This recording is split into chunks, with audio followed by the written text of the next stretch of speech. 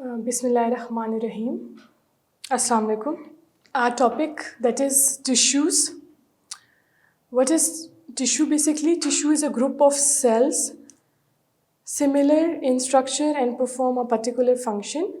Tissues क्या चीज़ है? When a group of cells of same structure performing a same particular function is called tissue.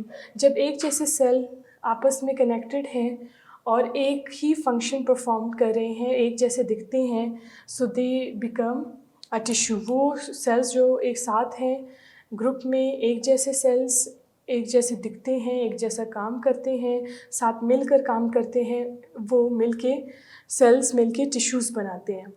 So cells of palisade tissues. Palisade tissues जो हैं leaf plant leaf में जो पैलासेड tissues थे वो सारे उनके जो सारे सेल्स थे वो सब एक जैसे थे और वो सब मिलकर फोटोसिंथेसिस का प्रोसेस कर रहे थे.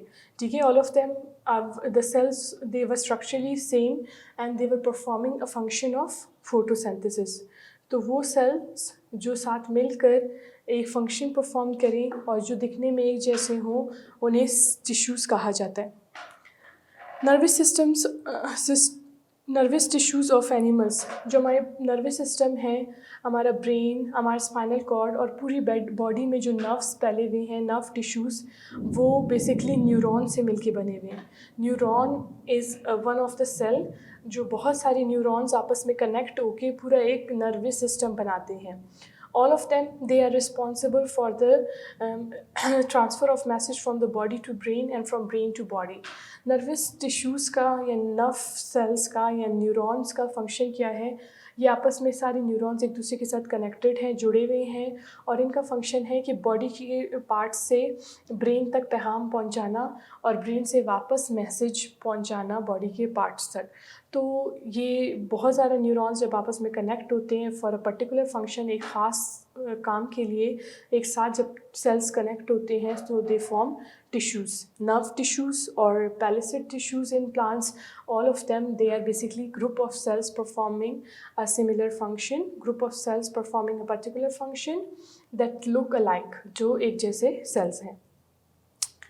टिश्यूज़ कैन बी सिंपल और कॉम्प्लेक्स. टिश्यूज़ सिंपल भी हो सकते हैं और कॉम्प्लेक्स भी हो सकते हैं. जैसे कि ब्लड वेसल्स. जो हमारे ब्लड वेसल्स हैं, जो हमारे खून की रगें हैं जिसमें खून फ़्लो करता है, ब्लड फ़्लो करता है. ठीक है, तो वो जो ब्लड वेसल्स की जो वॉल है, जो ब्लड जिसमें आर्टरीज़ आती हैं, वेन्स, कैपिलरीज़, तो वो ब्लड वेसल जो मिल के बनी हुई है एक तरह के सेल्स से. अगर वो एक तरह के सेल्स टिश्यू बना रहे हैं so they are called simple tissue. और अगर सेल टिश्यूज़ में एक से ज़्यादा किस्म के सेल्स मौजूद हो तो उन्हें कहा जाता है कॉम्प्लेक्स टिश्यूज़. समटाइम्स 2 किस्म के सेल्स या 3 किस्म के सेल्स साथ साथ फंक्शन परफॉर्म कर रहे होते हैं तो इन्हें कॉम्प्लेक्स टिश्यू कहा जाता है. जैसे कि जाइलम और फ्लोएम. जो प्लांट्स टिश्यू हैं, xylem and phloem, they work together. They are responsible for the transport of water and for the transport of food. जो जाइलम है वो प्लांट में पानी को एक जगह से दूसरी जगह ले जाने में हेल्प करती है और इसी तरह phloem is responsible for the transfer of glucose molecules from one part of the body to the other parts of the plant body. इसी तरह फ्लोएम में फूड की मूवमेंट होती है, ग्लूकोज एक जगह से दूसरी जगह मूव करता है. तो ये जो मुख्तलिफ़ किस्म के सेल्स साथ में मिलके काम कर रहे हैं ये कॉम्प्लेक्स टिश्यूज़ बनाते हैं. और सारे सेल्स अगर एक जैसे हैं तो ये सिंपल टिश्यूज़ कहलाते हैं. एनिमल टिश्यूज़ जो हैं 4 किस्म की बेसिक एनिमल टिश्यूज़ हैं. Connective tissues, epithelial tissues, muscle tissues and nervous tissues. We will be studying every one of them one by one. ये सबसे पहले epithelial tissues present throughout the body. ये हमारी पूरी बॉडी में मुख्तलिफ़ जगहों पे मौजूद है. Made up of elongated and flattened cells. ये सारे एनिमल्स के बॉडी में एपिथेलियल टिश्यूज़ मुख्तलिफ़ ऑर्गन्स में मौजूद हैं. ये जो है लंबे हैं इनके सेल्स और फ्लैट है, सीधे हैं. Tightly packed with little intra cellular space. जो सेल्स हैं वो बहुत ज़्यादा टाइटली पैक्ड है, एक दूसरे के साथ बहुत ज़्यादा जुड़े हुए हैं. इनके बीच में जो खाली जगह है या स्पेस है वो बहुत कम है. Simple squamous epithelial cells. अभी एपिथेलियल सेल्स मुख्तलिफ़ किस्म की हैं जिनमें से जो first kind of epithelial cell है that is simple squamous epithelium. ये एक सिंगल लेयर होती है सेल्स की, एक सीधी single layer. This is simple squamous epithelial cell, cells की एक ही layer is the single layer of the cell. Cube shaped के हैं, स्क्वायर शेप्ड के हैं, डब्बे की तरह का इनका शेप है। This is simple squamous cells, ये थोड़े स्क्वायर शेप्ड है, एक डब्बे की तरह एक क्यूब्ड शेप में मौजूद है। सेंट्रली लोकेटेड न्यूक्लाई, इनका जो न्यूक्लियस है वो बिल्कुल सेल के बीच में मौजूद है। सेंट्रली न्यूक्लाइड मीन्स कि इनका जो न्यूक्लियस है that is located at the centre, वो सेल के बिल्कुल दरमियान में, सेल के बीच में मौजूद है इनका nucleus. Yes, we'll be studying the different types of animal tissues, and one of them is epithelial tissues. Epithelial tissues are present throughout the body. हमारी पूरी बॉडी में epithelial tissues मौजूद हैं और made up of elongated and flattened cells. इनके जो cells हैं वो थोड़े elongated हैं, लंबे हैं और सीधे हैं, flat हैं। Tightly packed with little intracellular material, ये जो है बहुत ज़्यादा एक दूसरे के साथ टाइटली पैक्ड है, मतलब बहुत ज़्यादा आपस में जुड़े हुए हैं। इनके बीच में जो खाली जगह है वो बहुत कम है सेल्स के बीच में। इंट्रासेलुलर मटेरियल बहुत कम मौजूद है, सेल के बाहर की स्पेस में बहुत कम मटेरियल मौजूद है। सिंपल स्क्वेमस एपिथेलियम, अभी एपिथेलियल सेल्स मुख्तलिफ तरह के हैं, इनमें से जो फर्स्ट वन है will be discussing about is simple squamous epithelium. ये सिंपल स्क्वेमस एपिथेलियम सेल्स हैं, दे आर सिंगल लेयर, इनकी एक सिंगल लेयर है। See the simple squamous epithelial sales, इनकी बिल्कुल एक सिंगल लेयर है, डबल लेयर नहीं है, मतलब सेल एक दूसरे के ऊपर नीचे मौजूद नहीं है बल्कि सीधे सीधे एक सिंगल लेयर बना रहे हैं।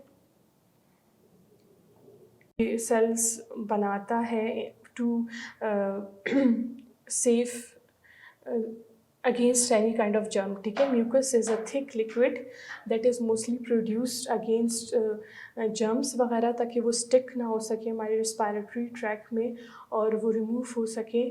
सो दैट इज़ कॉल्ड म्यूकस। एक थिक लिक्विड है that covers the respiratory tract or that is secreted by the cells during the entrance of any kind of germ as well. So इस mucus को move करने के लिए respiratory tract में ये ciliated cells बहुत important role play करते हैं, ताकि वो जो thick liquid है वो एक जगह stay ना करे बल्कि move कर सके। इसीलिए ये ciliated cells functional है। ये देखें, ये हमारे ब्लड वेसल्स हैं, खून की रगें। यहाँ पर ये सिंपल स्क्वेमस एपिथेलियल सेल्स मौजूद हैं और सिंपल स्क्वेमस एपिथेलियल हमारे लंग्स में भी मौजूद हैं। उसके अलावा सिलिएटेड कॉल्यूमिनर एपिथेलियल सेल्स जो हैं, जो इनके ऊपर सीलिया मौजूद है, थ्रेड लाइक स्ट्रक्चर मौजूद है, इलोंगेटेड है, लंबे हैं। इन सेल्स, ये वाले जो सेल्स हैं सिलिएटेड कॉल्यूमिनर एपिथेलियल सेल्स, ये लंग्स में मौजूद है और हमारे ये रिप्रोडक्टिव ऑर्गन्स में भी मौजूद हैं।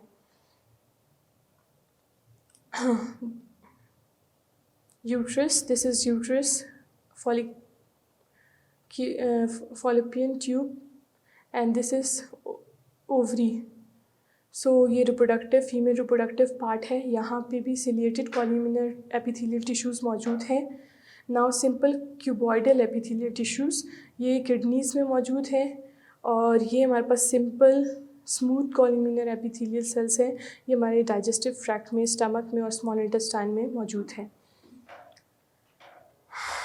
Connective tissues widely spread means ये पूरी बॉडी में मुख्तलिफ जगहों पे ये मौजूद है। कनेक्टिव टिश्यूज़, इनका काम क्या है, ये जो है ना कनेक्ट करती है, बाइंड करती है मुख्तलिफ बॉडी के पार्ट्स को या बॉडी के मुख्तलिफ टिश्यूज़ को एक दूसरे के साथ जोड़ने का काम करती है कनेक्टिव टिश्यूज़।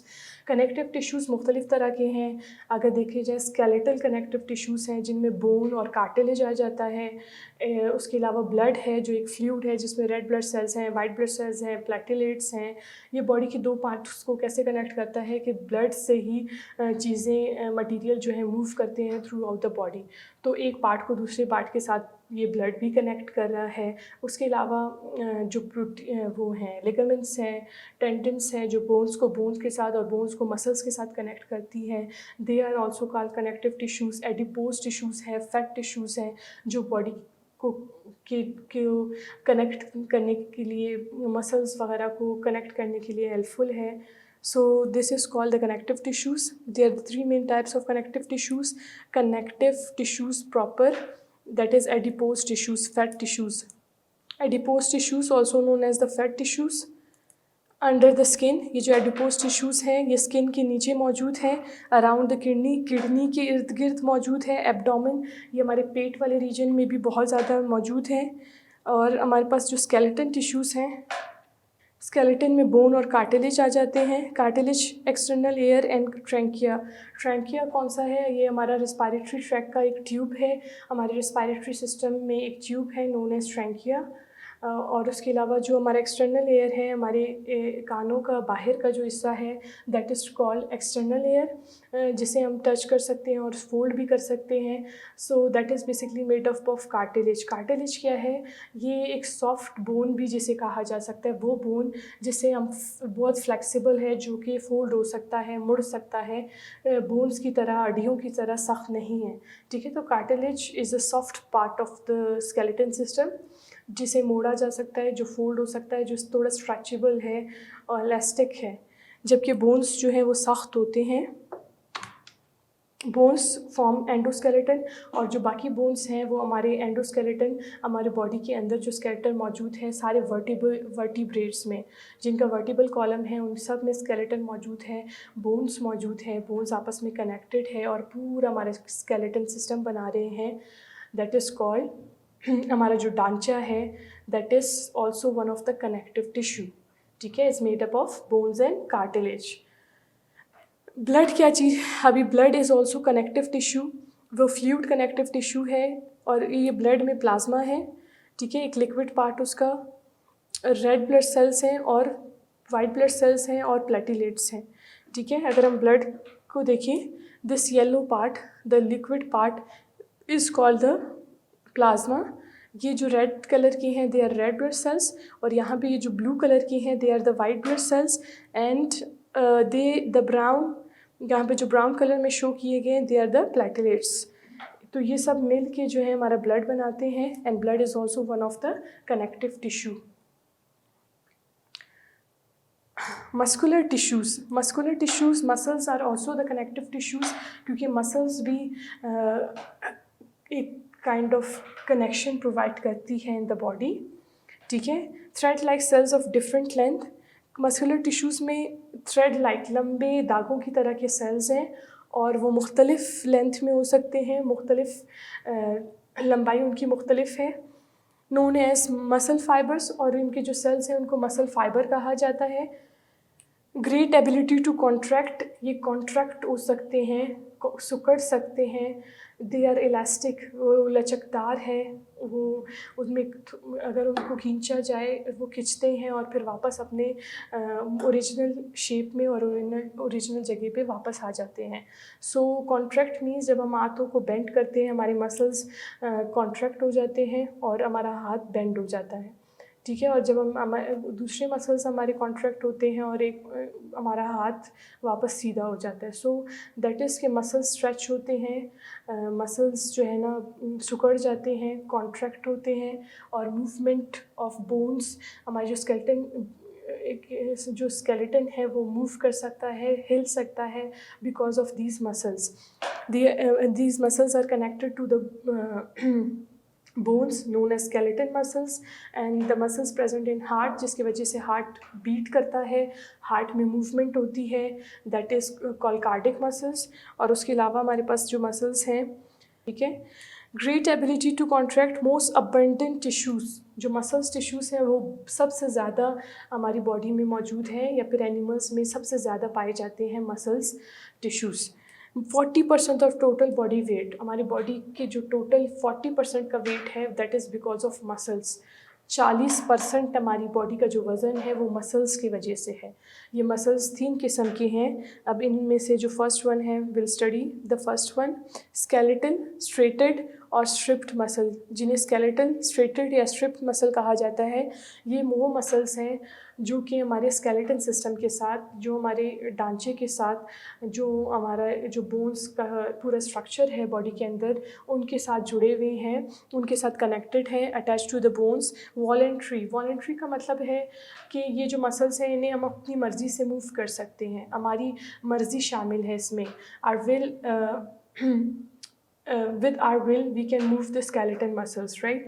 ये हमारे जैसे कि लिम्स के साथ अटैच है, ठीक है, हमारे हाथ पैरों के साथ अटैच हैं ये स्ट्रेटेड स्केलेटन मसल्स। जब हमारा दिल करेगा हम अपना हाथ बेंड करेंगे, जब हमारा दिल नहीं करेगा हम अपना हाथ बेंड नहीं करेंगे। So this is called voluntary, जब कोई चीज़ अपनी मर्ज़ी से की जा सके, that is called voluntary action और द वॉलेंट्री फंक्शन। तो ये जो हमारे स्केलेटन मसल्स हैं इन्हें हम अपनी मर्ज़ी से, अपने विल के अकॉर्डिंग मूव कर सकते हैं, हम अपनी मर्ज़ी से हिला सकते हैं। जब हमारी दिल करे हम आंखें बंद करें, जब दिल करे आंखें खोल दें। So it is skeleton muscle that हमारे विल के अकॉर्डिंग हमारी मर्ज़ी से मूव कर सकते हैं। कॉज मूवमेंट इन बोन्स, इन्हीं स्केलेटन मसल्स की वजह से हमारे जो बोन्स हैं, हड्डियाँ हैं, उनमें मूवमेंट पॉसिबल है, हिल सकती हैं, एक जगह से दूसरी जगह हम मूव कर सकते हैं because of muscles and bones. Fibres are long and cylindrical, ये जो मसल्स हैं, मसल सेल्स हैं स्केलेटन मसल्स के, वो लंबे और पतले हैं। स्ट्रेटेड, बिल्कुल सीधे हैं। हैव मैनी न्यूक्लाई, इनके अंदर बहुत ज़्यादा एक से ज़्यादा न्यूक्लियस मौजूद है। Now see this is the skeleton muscles, ये लंबे हैं, पतले हैं, and they have many nuclei in their cells, एक से ज़्यादा न्यूक्लियस मौजूद है इन सेल्स में, स्केलेटल मसल के सेल्स में। And they are responsible for the movement of skeleton, ये हम हिल सकते हैं एक जगह से दूसरी जगह जा। थिन एंड फ्लैटेंड, इनके जो सेल्स हैं वो पतले हैं और फ्लैट हैं, सीधे हैं। Exchange of gases in the lungs, ये जो स्क्वेमस एपिथेलियल सेल्स हैं ये लंग्स में मौजूद है और यहीं से गैशियस एक्सचेंज भी पॉसिबल है, गैसेस का तबादला भी इसीलिए पॉसिबल है because the squamous epithelial cells of the lung they are very thin, वो पतले हैं और एक सिंगल लेयर है, तो आराम से गैसेस वहाँ से लंग्स से निकल कर ब्लड में आ सकते हैं और ब्लड कैपिलरीज से वापस गैस कोई भी डिफ्यूज़ होकर लंग में जा सकता है। लाइन ब्लड, हमारे जो ब्लड वेसल्स हैं, ब्लड कैपिलरीज, आर्टरीज, वेन्स, वो भी बेसिकली जो इनके ब्लड वेसल्स हैं, जो खून की हमारी रगें हैं, उनकी वॉल्स भी मिलके बने हुए हैं स्क्वेमस एपिथेलियल सेल से। लिम्फ वेसल्स, जो हमारी बॉडी के अंदर जो लिम्फेटिक सिस्टम है, उनके भी जो tube like, pipe like structures हैं, वो भी इसी स्क्वेमस एपिथेलियल सेल से मिलके बने हुए हैं। एंड बॉडी कैविटी, जो हमारी मुख्तलिफ बॉडी कैविटीज़ हैं, for example the internal space of our body. Cavity क्या है? कोई भी इंटरनल, किसी ऑर्गन का इंटरनल खाली स्पेस, जगह, वहाँ पे भी जो जैसे कि स्टमक की इंटरनल जो स्ट्रक्चर है, जो लाइनिंग है, that is also made up of epithelium cells. Simple cuboidal epithelial, single layer है, ये भी एक सिंगल लेयर है, एक ही सेल्स जो है ना, सेल्स की एक लेयर है। क्यूब्ड शेप्ड है, क्यूब्ड शेप्ड मीन्स इनके जो सेल्स हैं वो बॉक्स की तरह है। ये they are the simple cuboidal epithelial cell, ये देखिए बिल्कुल बॉक्स की तरह, स्क्वायर की तरह, क्यूब की तरह के शेप्ड के इनके सेल्स हैं। सेंट्रली लोकेटेड न्यूक्लाई, ये जो क्यूबॉइडल एपिथेलियल सेल्स हैं, इनका जो न्यूक्लियस है वो बिल्कुल बीच में, सेल के बीच में, दरमियान में मौजूद है। ये देखिए, ये जो है, ये इनका जो न्यूक्लियस है वो बिल्कुल सेल के बीच में मौजूद है, सेंटर में लोकेटेड है। Secretion and absorption in the kidney, जो किडनीज़ में सिक्रीशंस होती हैं और या फिर किडनीज़ पानी वगैरह, मुख्तलिफ सॉल्ट्स वगैरह एब्जॉर्ब कर सकते हैं because of these simple cuboidal epithelium tissues. उसके अलावा ये कहाँ पे प्रेजेंट है? ये सिक्रीशन इन ग्लैंड्स, जो मुख्तलिफ ग्लैंड्स हैं जैसे कि पैनक्रियाज, ठीक है, थायराइड ग्लैंड, पैनक्रियाटिक ग्लैंड, इस तरह के मुख्तलिफ़ जो ग्लैंड्स हैं हमारी बॉडी में, जो मुख्तलिफ़ हार्मोन्स वगैरह सिक्रीट आउट करती हैं, मुख्तलिफ़ प्रोटीन्स बाहर रिलीज़ करती हैं। So they that is because of these simple cuboidal cells. ठीक है, यहाँ से सिक्रीशंस पॉसिबल है पेनक्रियाज में, हमारे थायराइड ग्लैंड में, और इसी तरह के एड्रीनल ग्लैंड्स में, मुख्तलिफ़ ग्लैंड्स में बॉडी के ये वाले सिंपल क्यूबॉइडल एपिथेलियल टिश्यूज़ मौजूद हैं and they are responsible for the secretions.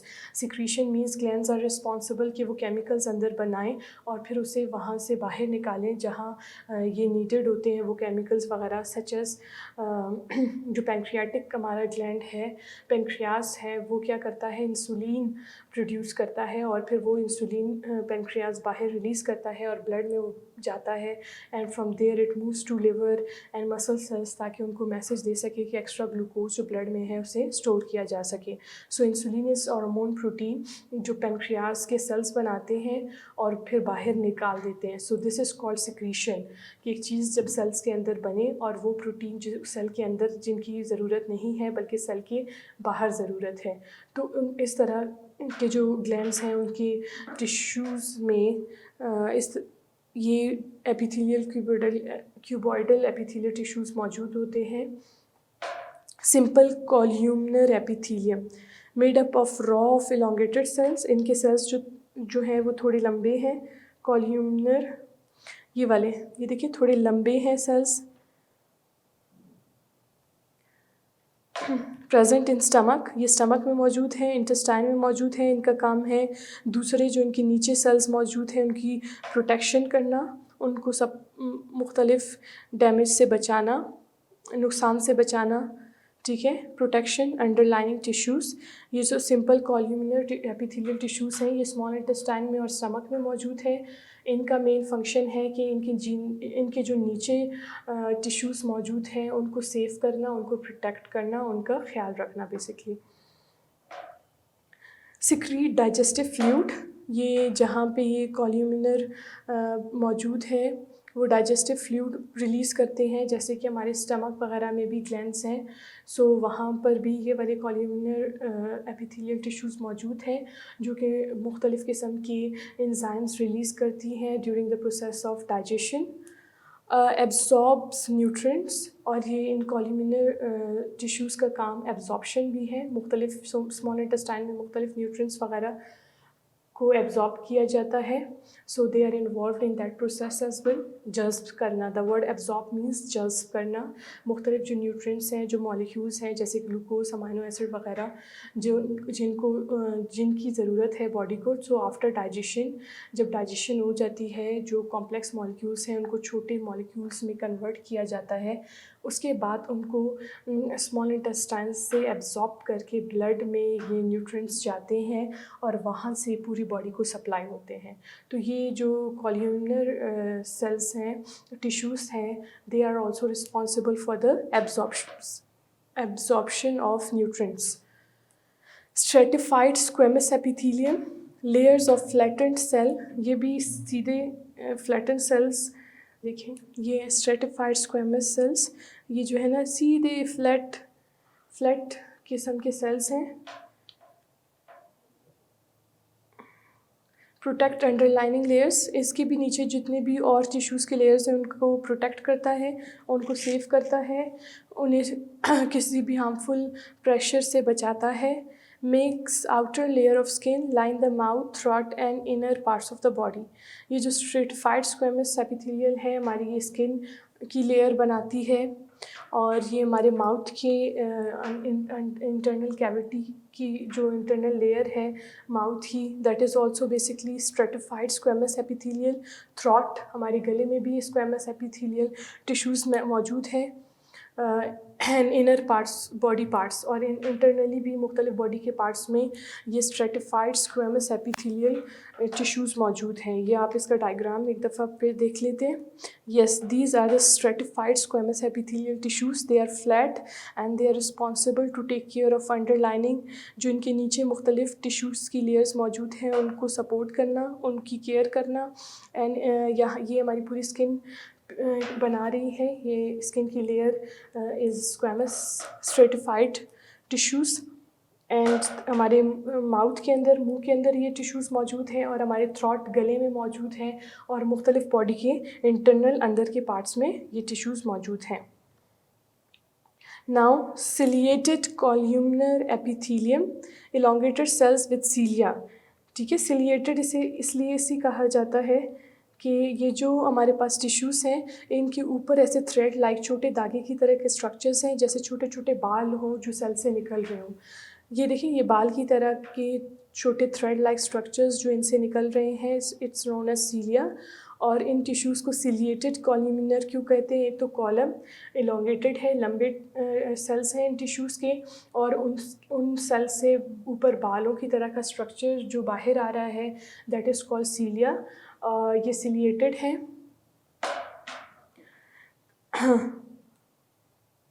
Tuft of सीलिया मतलब एक से ज़्यादा thread like structures coming out of the cell at the top of the each columnar cell. Group of thread like structures present on the surface of the cell. Cell से बाहर आ रहे हैं दागों की तरह, बाल की तरह के स्ट्रक्चर्स एक से ज़्यादा हैं, ग्रुप में मौजूद हैं, जिसे टफ्ट कहा जा रहा है. Found in the lining of trachea and bronchi. ठीक है, ये हमारे रिस्पायरेटरी ट्रैक में मौजूद है. हमारे रिस्पायरेटरी ट्रैक में सबसे पहले हमारे जो ये नॉस्ट्रल्स आते हैं, हमारे नाक की अंदर की कैविटी जो है, खाली स्पेस जो है, ये अंदर से हमारे नाक को नॉस्ट्रल कहा जाता है. उसके बाद लैरेंस, देन फेरेंस, ट्रैंकिया, और उसके बाद ट्रैंकिया डिवाइड हो जाता है ब्रोंकाई में. तो ये जो हमारे अंदर रिस्पायरेटरी पाइप है, ट्यूब है, जिससे हम सांस ले सकते हैं, ट्रैंकिया. और जब वो ट्रैंकिया फर्दर डिवाइड हो जाते हैं 2 ब्रांचेस में, नोन एज ब्रोंकाई. ये हमारे रिस्पायरेटरी ट्रैक में इस तरह के टिश्यूज़ मौजूद हैं. Movement of mucus. म्यूकस क्या चीज़ है? एक थिक लिक्विड है जो कि आ सकते हैं, अपने हाथों और पैरों को हिला सकते हैं because of these skeleton muscles. ये हमारे हाथों के बोन्स के साथ, पैरों के बोन्स के साथ, मुख्तलिफ स्केलेटन के बोन्स के साथ अटैच होते हैं, और इन मसल्स को हम अपनी मर्ज़ी से कॉन्ट्रैक्ट और रिलैक्स कर सकते हैं. Now comes the second part, type of muscles, smooth muscles, also known as non-striated unstripped muscles. Cells are spindle shaped and unnucleated. ये जो smooth muscles के cells हैं वो unnucleated हैं, उनमें nucleus मौजूद नहीं है. The word unnucleated means कि nucleus मौजूद नहीं है इनमें. spindle shape है, thread like है. इनवॉलेंट्री मसल्स हैं, इन्हें हम अपनी मर्ज़ी से मूव नहीं कर सकते. ये ख़ुद ब खुद जब भी बॉडी में कोई ऐसा जहाँ ये मौजूद होते हैं वहाँ पे जिस फंक्शन के लिए रिस्पॉन्सिबल है तभी मूव करते हैं. ये हम अपनी मर्ज़ी से मूव नहीं कर सकते. फॉर एग्ज़ाम्पल, इस तरह के जो स्मूथ मसल्स हैं वो हमारे डाइजेस्टिव सिस्टम में, डाइजेस्टिव ट्रैक्ट में मौजूद होते हैं. जैसे स्टमक है, स्टमक में खाना आएगा तो वहाँ के मसल्स में कॉन्ट्रैक्शन और रिलैक्सेशन होगी. वहाँ के मसल्स जो है ना कॉन्ट्रैक्ट और रिलैक्स होंगे, तो उसमें हमारी मर्ज़ी शामिल नहीं है. ठीक है, so they are involuntary. Muscles are found in the walls of hollow organs. जो होलो ऑर्गन्स हैं, जो अंदर से खाली हैं, जिनके अंदर खाली स्पेस है, जैसे कि स्टमक एक ऐसा ऑर्गन है, एक हमारी बॉडी का ऐसा पार्ट है जो अंदर से खाली है. ठीक है, एक बॉक्स लाइक स्ट्रक्चर है जो अंदर से खोखला है, खाली है, जिसमें फूड जाता है और उसके बाद फूड की वहाँ पे ब्रेक डाउन होती है, तोड़ फोड़ होता है. एलिमेंट्री कैनाल हमारे पूरे डाइजेस्टिव सिस्टम में का जो पाइप है, जो हमारा फूड पाइप है, जिसमें फूड की ब्रेक डाउन होती है, जिससे खाने को छोटे पीसेस में तोड़ा जाता है, that is called alimentary canal. Alimentary canal में ये स्मूथ मसल्स मौजूद होते हैं. ब्लड वेसल्स में हमारा जो ब्लड के वेसल्स हैं वहाँ पे ये मसल्स मौजूद हैं. यूरिनरी ब्लडर, ये जहाँ पे हमारा यूरिन स्टोर होता है, that is called urinary bladder. वहाँ पे भी ये मौजूद होते हैं smooth muscles. Cardiac muscles form the heart wall. ये हार्ट जो हमारा दिल है उसकी वॉल्स को बनाता है. Branching fibres that connected to each other. मुख्तलिफ ब्रांच्ड फाइबर्स हैं, ऐसे फाइबर्स जो एक दूसरे से और भी सेल्स आपस में कनेक्टेड है, और ये पूरे के पूरे हार्ट में ये मौजूद हैं. स्ट्रेटेड है, यूनिन्यूक्लिएटेड है. Uninucleated means uninucleated means only one nucleus is present per cell. ठीक है। Uninucleated, it is uninucleated means only one single nucleus is present in a cell. Involuntary in nature, involuntary का मतलब है कि इनमें इस मसल में जो कार्डिक मसल है इसकी मूवमेंट में हमारी मर्ज़ी शामिल नहीं है। ये हम अपनी मर्ज़ी से इनमें मूवमेंट हमारी मर्ज़ी से नहीं होती। जब भी हार्ट को ब्लड पंप करना होता है, हार्ट के मसल्स कॉन्ट्रैक्ट होते हैं और फिर रिलैक्स होते हैं। इन्हें हम अपनी मर्ज़ी से रोक नहीं सकते। जैसे कि हम अपनी हार्ट बीट को अपनी मर्ज़ी से कुछ देर के लिए नहीं रोक सकते, बिकॉज़ इन मसल्स की मूवमेंट हमारे कंट्रोल में नहीं है, इसमें हमारी मर्ज़ी शामिल नहीं है। जो कार्डिक मसल्स हैं वो ख़ुद ब खुद मूव करते हैं when there is the function, when they are performing blood pumping function. ठीक है, जब भी वो ब्लड पंप कर रहे हैं तो उस दौरान ये कार्डिक मसल्स मूव करते हैं, कॉन्ट्रैक्ट रिलैक्स होते हैं, इसमें हमारी मर्ज़ी शामिल नहीं है। Involuntary heartbeat is due to these muscles. जो हार्ट बीट होती है, हमारी हार्ट बीट है, that is because of these cardiac muscles. इन कार्डिक मसल्स की वजह से एक हार्ट बीट करता है। So skeleton muscles, smooth muscles, cardiac muscle. ये जो स्केलेटन मसल्स हैं ये हमारे बोन्स के साथ अटैच्ड हैं, हमारे स्केलेटन सिस्टम के साथ अटैच्ड हैं। Smooth muscles they are present in our alimentary canal, हमारे फूड पाइप में जहाँ पे फूड की डाइजेशन होती है वहाँ ये मौजूद हैं। Cardiac muscles present in are heart, ये हमारे हार्ट में, दिल में के मसल्स हैं जिसके वजह से हार्ट बीट करता है। See cardiac muscles present in the heart. जो कार्डिक मसल्स हैं वो हार्ट में मौजूद हैं। स्केलेटन मसल्स हमारे बोन्स के साथ अटैच्ड हैं, स्केलेटन के साथ मौजूद हैं। और स्मूथ मसल्स हमारे स्टमक वगैरह में ये वाले मसल्स मौजूद हैं। नाउ द नर्वस सिस्टम, जो हमारा नर्वस सिस्टम है इसमें न्यूरॉन्स मौजूद हैं। ये नर्वस सिस्टम हमारे ब्रेन को बनाती है, स्पाइनल कॉर्ड को एंड नर्व्स। जो हमारा नर्वस टिश्यूज़ हैं वो ब्रेन में मौजूद है, स्पाइनल कॉर्ड में, और नर्व्स हमारी पूरी बॉडी में जो नर्व्स फैले हुए हैं जो मैसेजेस को बॉडी के पार्ट्स से ब्रेन तक पहुंचाती है और ब्रेन से बॉडी के पार्ट्स तक मैसेजेस लेकर आते हैं, is known as nerve tissues. Consist of 2 types of cells, neurons and neuroglia and neurons. 2 तरह के सेल्स होते हैं नर्वस सिस्टम में, नर्वस टिश्यूज़ में। एक तो न्यूरॉन है जो कि nerve impulses are basically the messages of the nervous system. जो पैगाम एक बॉडी के पार्ट से ब्रेन तक ले जाना है, और जो पैगाम है वो इम्पल्सेस कहलाता है। The message that is carried from the body part to the brain and from the brain to the body part, कोई भी मैसेज है जिसे ट्रांसफ़र किया जा रहा है एक ब्रेन की बॉडी के पार्ट से ब्रेन तक और ब्रेन से वापस बॉडी के पार्ट तक, उसे नर्व इम्पल्सेस कहा जाता है। द मैसेज जो भी पैगाम है उसे नर्व इम्पल्सेस कहा जाता है। सो ये जो न्यूरॉन्स हैं, जो नर्वस टिश्यूज़ का एक सेल है, वो मैसेजेस पैगाम पहुंचाने का काम करता है। और जो न्यूरोग्लिया वो सेल्स हैं जो कि इनकी नरिशमेंट के लिए इन्वॉल्व हैं, इनको न्यूट्रिएंट्स प्रोवाइड करता है, और इनको मुख्तलिफ मॉलिक्यूल्स वगैरह जो रिक्वायर्ड है for production of energy and for the growth of the cell, so that molecules are provided by these neuroglia cells. Transmit nerve impulses, neuroglia support and nourish the neurons. जो neurons है जिनका काम है messages पहुंचाना, उनको nutrients देने का काम और उनको सपोर्ट करने का काम है न्यूरोग्लिया सेल्स का। ये भी नर्वस टिश्यूज़ में मौजूद होते हैं। So they are the neurons. It is one of the nerve tissue, and it carries the messages from the part of the body to the brain and from brain to the body part. ये पैगाम पहुंचाने का काम करती है. For example, if I place my hand on any hot object, किसी गर्म चीज़ में मैंने अपना हाथ रख दिया,